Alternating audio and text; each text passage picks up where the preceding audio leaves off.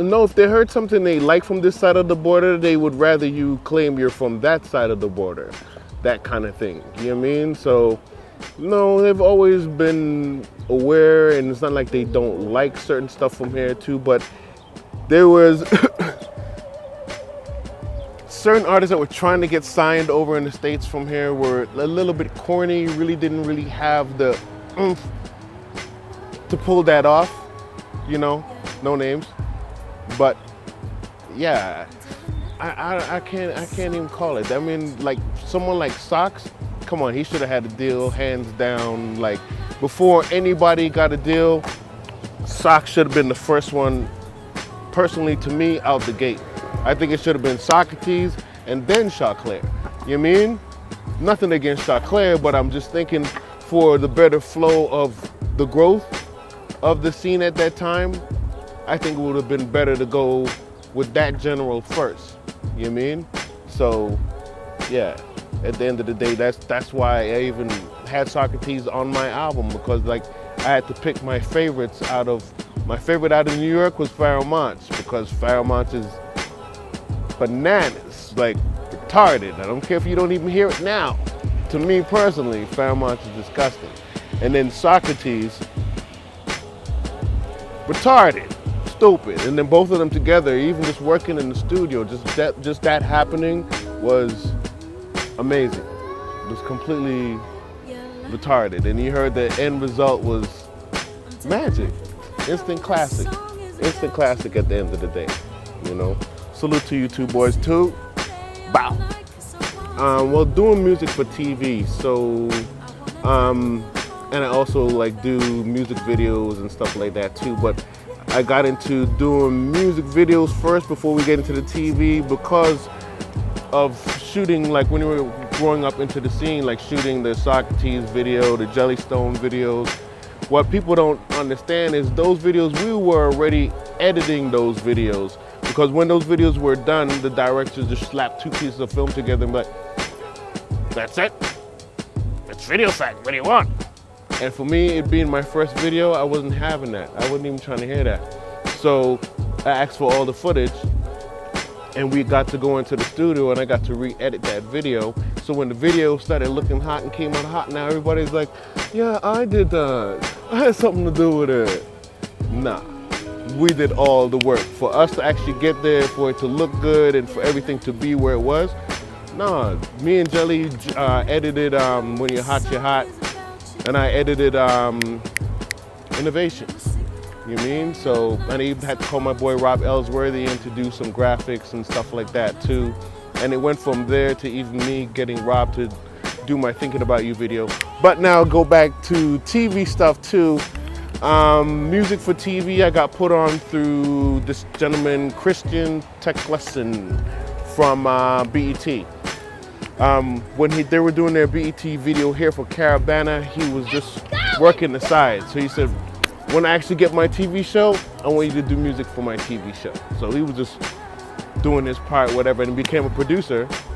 And he gave me a call, found me on Facebook, and yeah, I got the gig. So he's doing other shows too and stuff like that. But from there, I got to meet different gentlemen like Ted Lowe, who's very huge in America in the film and television business. Anybody that knows about TV, getting your music on TV, salute Ted Lowe. Yeah, that's somebody to know, that name down. And if you can get at Ted, and Ted will listen to your stuff, and you can get down with Ted Lowe, okay, yeah. Kind of professional, so you surround yourself with people that do good work, people that's also gonna influence you to be better at everything. Like, don't, like, if you're around a good engineer, don't just sit there and just let the engineer do all the work. Learn something.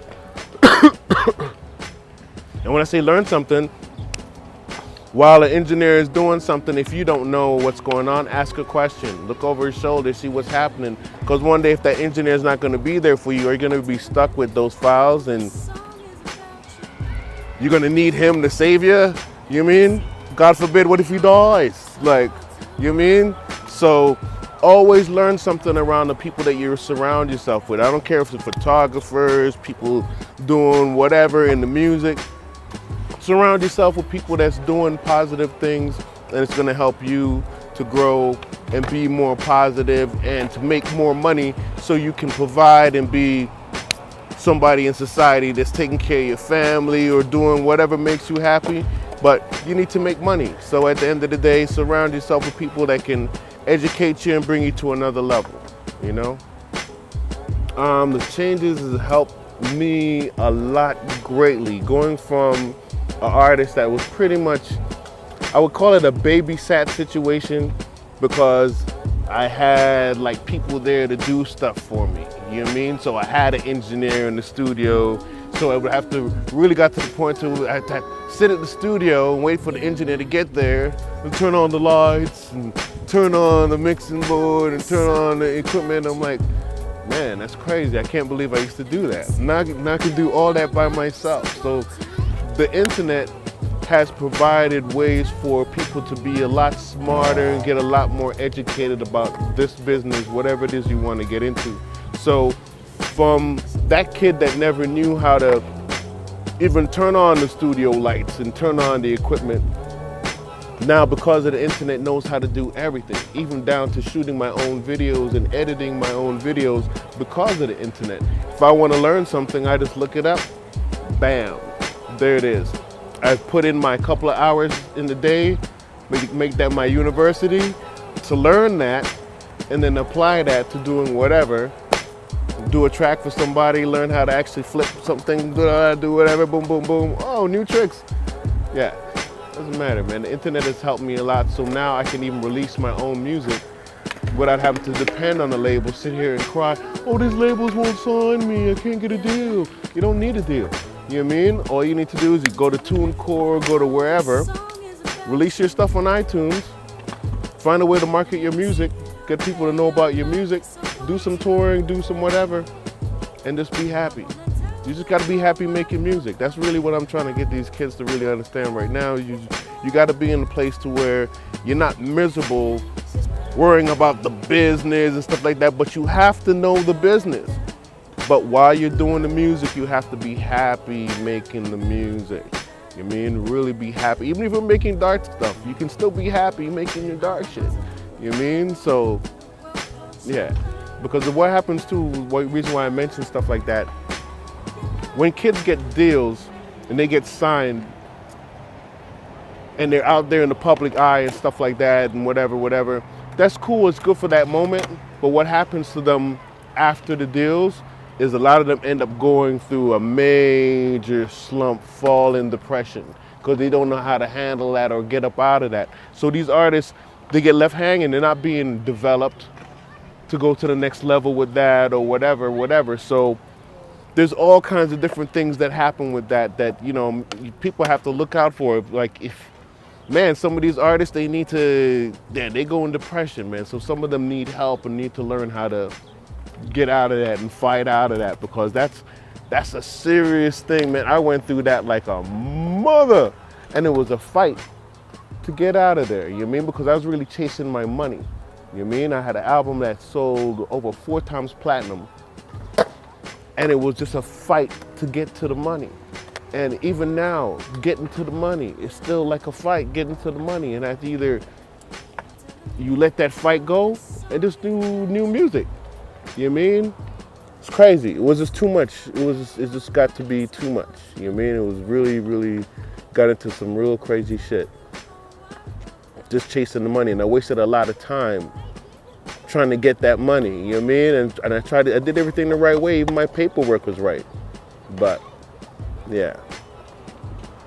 Just focus on making hits, man. That's the best advice I got from K-Force from here.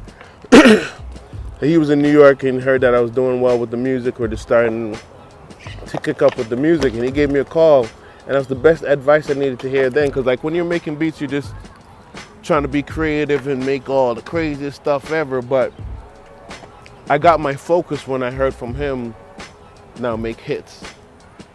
And my focus was just really on that. Because like when you make the hits, the doors are open. Nobody would know me unless I had at least one hit somewhere. You know what I mean? If you can mention the Maestro, Stick to Your Vision. People can mention Thinking About You. They can mention the Glenn Lewis, About Your Love, whatever.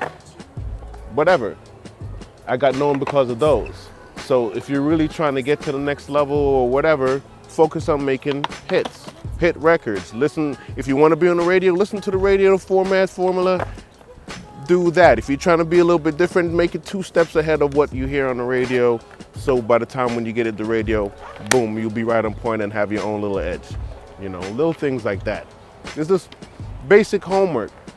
You know, be a badass about it. You know what I mean? So you can't really, when you're doing music, just have fun and be fearless about it.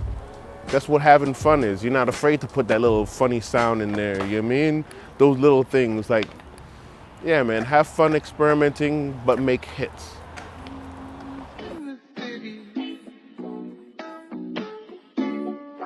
In a